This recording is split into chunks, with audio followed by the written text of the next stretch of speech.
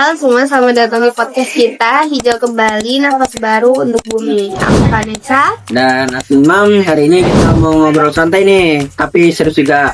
Karena ternyata di balik indahnya alam Indonesia masih banyak banget masalah yang harus kita hadapi bareng-bareng. Benar banget, kita bakal bahas dua berita terbaru nih. Yang pertama tentang langkah besar pemerintah lewat Gerakan Nasional Indonesia Bersih. Yang kedua tuh tentang laut yang berwarna merah karena tambang nikel. Benar banget, bahkan dua berita terbaru ini cuma beda waktu sebulan ya. Tapi keduanya tuh ngasih gambaran jelas soal seberapa besar tantangan lingkungan di Indonesia. Yuk kita bahas. Akhir Oktober 2025, pemerintah meluncurkan Gerakan Nasional Indonesia Bersih atau GNIB.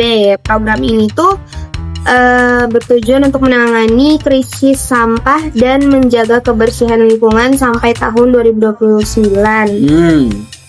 Dan fokusnya tuh cukup luas, mulai dari edukasi pengelolaan sampah, pengurangan sampah plastik sekali pakai, sampai peningkatan fasilitas daur ulang di berbagai kota. Wah, program yang bagus sih. Tapi gerakan ini bisa berhasil kalau masyarakat ikut aktif, mulai dari kita sendiri juga, kayak buang sampah plastik pada tempatnya, jangan buang-buang di sungai.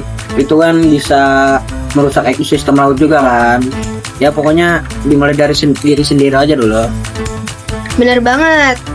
Tapi sebulan setelah gerakan ini diluncurkan, muncul kabar yang bikin kita sadar kalau jalan menuju Indonesia bersih itu masih panjang. Awal November 2025 tadi, Dialog Earth memberitakan pencemaran parah di Pulau Kabena, Sulawesi Tenggara. Air laut berubah menjadi warna merah kecoklatan karena limbah tambang nikel yang mencemari pesisir. Wah, kalau sampai mencemari laut gitu, berarti nelayan bakal kehilangan penghasilannya dong. Apalagi warga juga pasti mulai khawatir, ya kan? Pasti khawatir dong sama dampak kesehatannya. Ironisnya juga nikel itu menjadi bahan penting buat baterai kendaraan listrik yang katanya ramah lingkungan. Padahal justru malah merusak lingkungan ya. Benar. Iya, jadi kayak paradoks kan. Di satu sisi kita pengen dunia jadi lebih hijau, di sisi lain proses menuju teknologi hijau malah bikin alam kita menderita tempat lagi.